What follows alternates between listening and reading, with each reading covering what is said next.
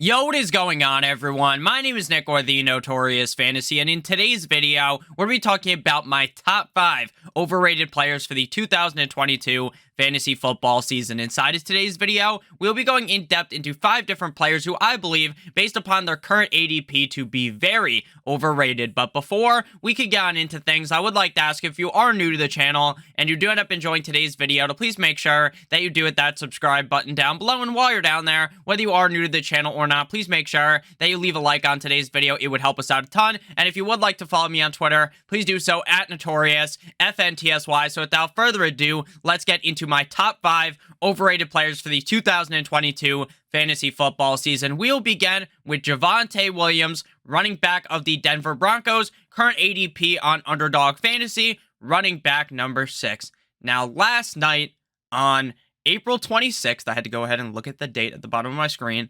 April 26th, Melvin Gordon re-signed with the Denver Broncos. Everyone who thought that Javonte Williams was going to have this humongous breakout season in 2022, that he was going to be able to escape the Melvin Gordon running back by committee system that was going to plague Denver and plague Denver last year, was wrong. Because now, Melvin Gordon is back yet again. Now, does that mean that Javonte Williams can't be a top 5 running back? In my opinion, probably not. I really don't think that with Melvin Gordon there, that Javonte Williams is going to be able to escape the wrath of Melvin Gordon. I think the team is going to continue to see this as a running back by committee system. Could Javonte Williams be the winner in this backfield, meaning he is seeing maybe 60% of the touches compared to Melvin Gordon's 40%? I think that is entirely possible. But based upon what we saw last season, I genuinely do not believe that if Melvin Gordon is able to stay healthy, that Javonte Williams can finish as a top 5 running back in fantasy. His ADP right now at running back number 6, it is going to fall. And eventually, it is possible that it falls to a point where I am perfectly fine taking Javonte Williams with Melvin Gordon.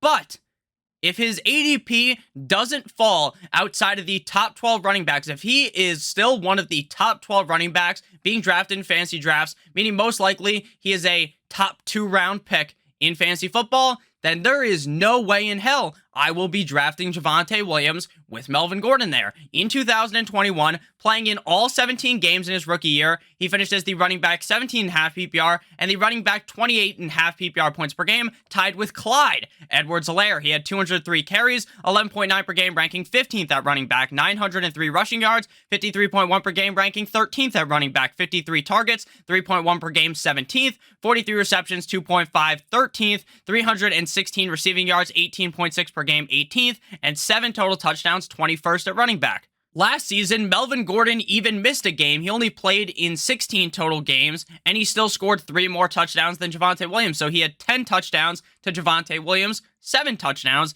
and I don't really see that changing because Melvin Gordon has much more of a build to be the big bruiser back on the team. The Denver Broncos as a whole offense is going to be way fucking better with Russell Wilson under center. They just have to be. I'm not the biggest fan of Russell Wilson. I'm not going to tell you that I believe Russell Wilson is going to be a top 5 fantasy quarterback or that he's a top 5 quarterback in the NFL right now, but going from horsecock Drew Lock, Teddy Bridgewater, going up to Russell Wilson is a huge leap for the team. So I think overall the Broncos are going to be significantly better, but I think Javonte Williams' ADP is going to fall. I think he's going to fall to maybe running back 11, 12, and I think there are still going to be people banging the drum for him this year. Once Melvin Gordon is gone, then I am going to be banging the drum. I am going to be screaming from the fucking mountaintops about how much I love Javonte Williams. But with Melvin Gordon there, I just cannot see myself pulling the trigger inside of the first 2 rounds of fantasy drafts.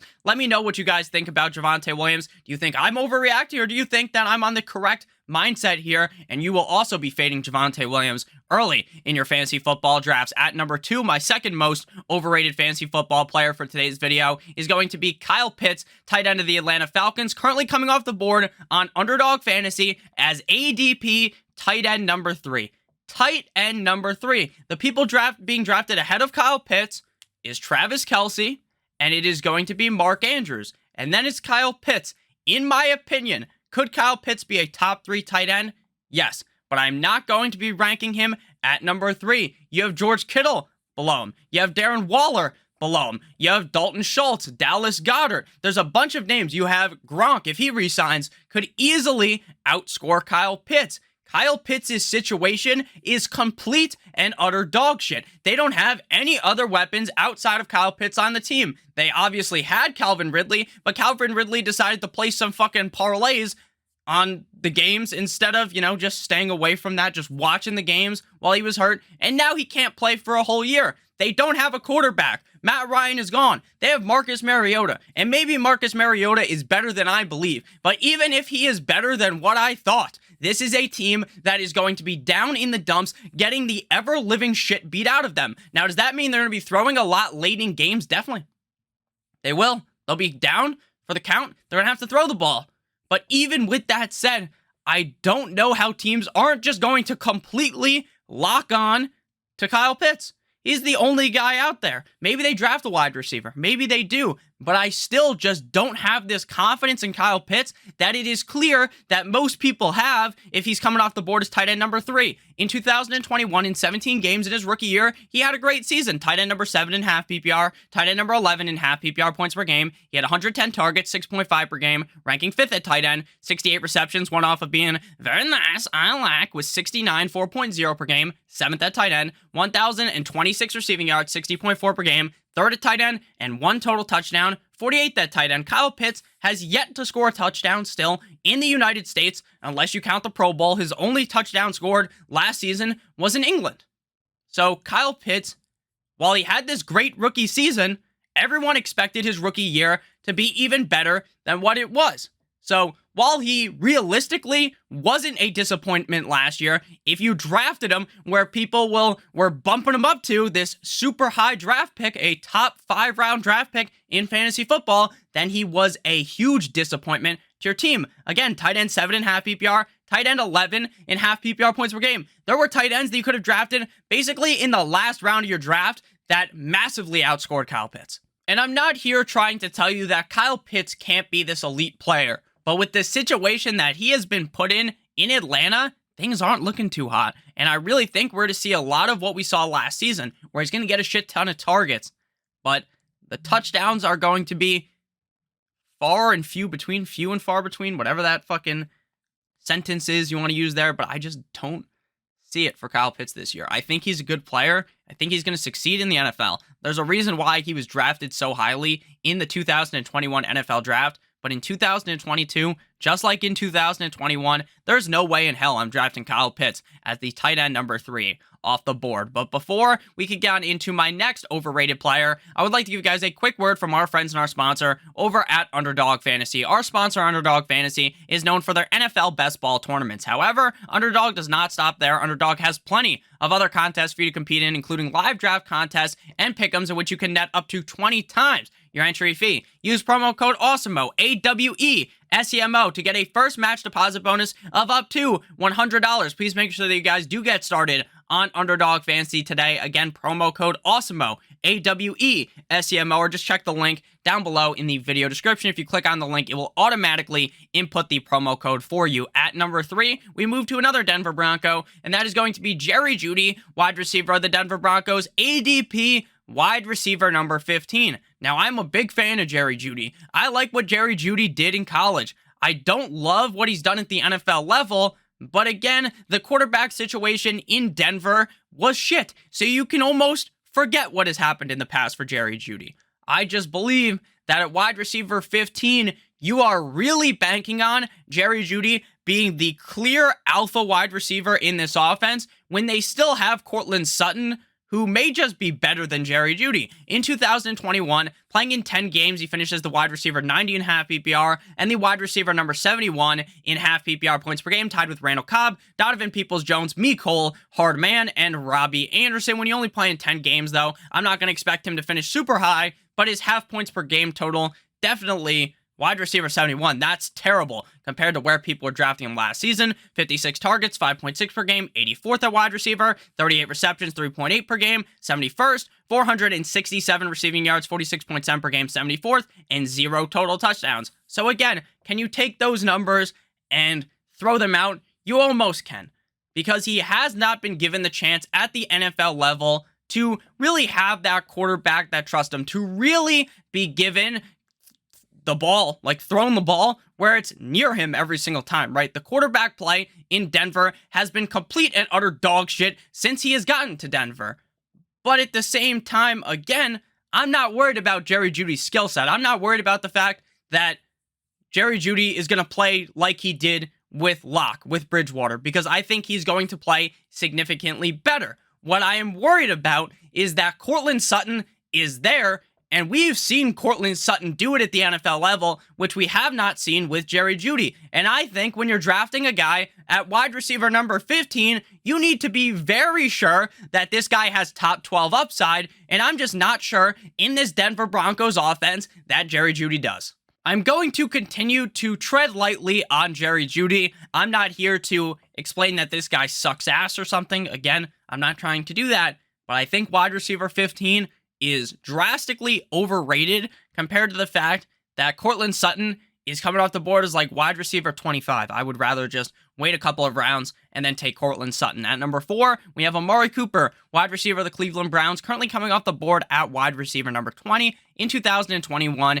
in Dallas, he played in 15 total games, finishing as the wide receiver number 27.5 PPR and the wide receiver number 27.5 PPR points per game, tied with DJ Moore. He had 103 targets, 6.9 per game. Very nice. I like. Number 32 at wide receiver, 68 receptions, 4.5 per game, 30th at wide receiver, 865 receiving yards, 57 points per game, 30th at wide receiver, 8 total touchdowns, 13th at wide receiver. So he had a great season in Dallas. So he gets traded from the Dallas Cowboys to the Cleveland Browns, and that didn't look great, right? They have Baker at quarterback. How trustworthy can Baker be for Amari Cooper?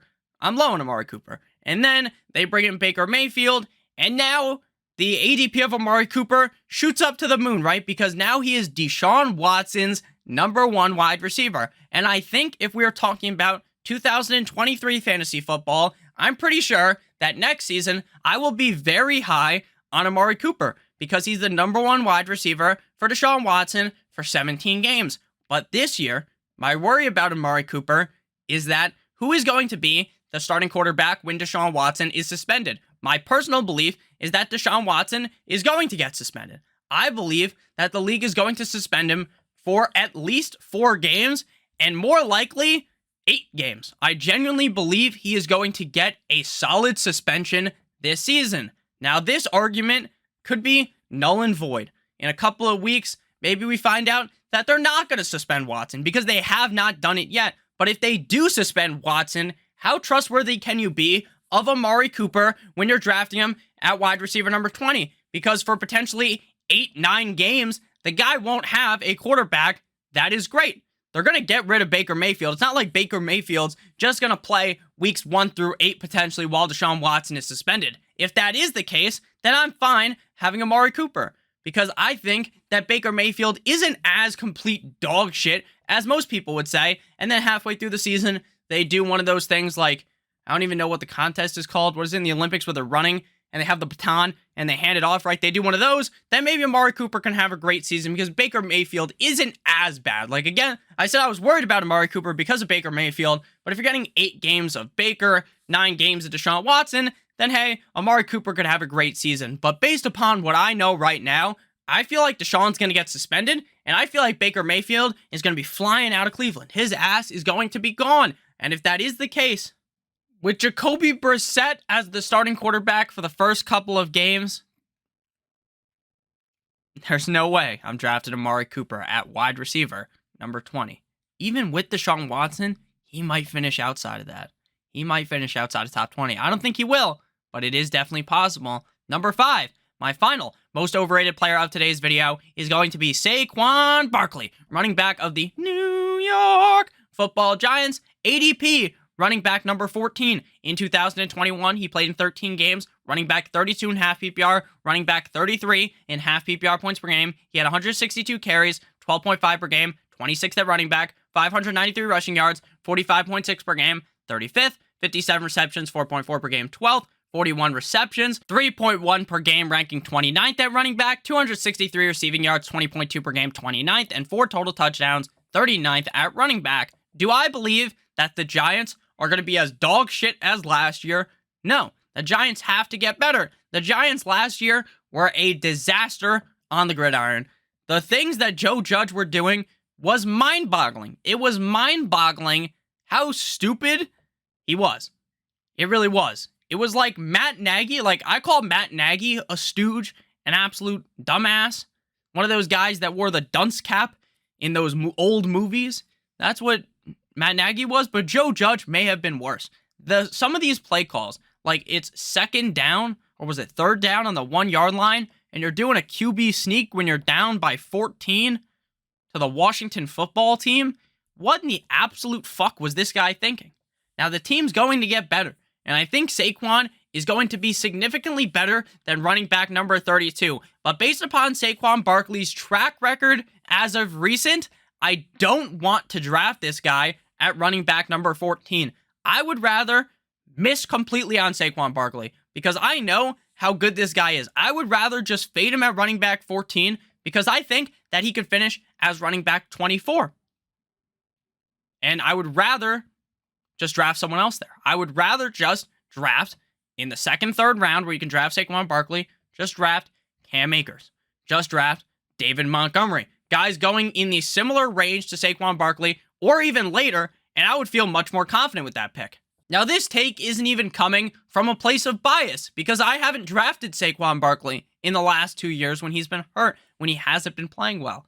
I'm just coming from the perspective of someone who looks at the stats, watches the games, and what I've seen out of Saquon Barkley is it doesn't seem like he has that same oomph, that same power, that same speed that he used to have. Again, could that be because Joe Judge is a buffoon? Definitely.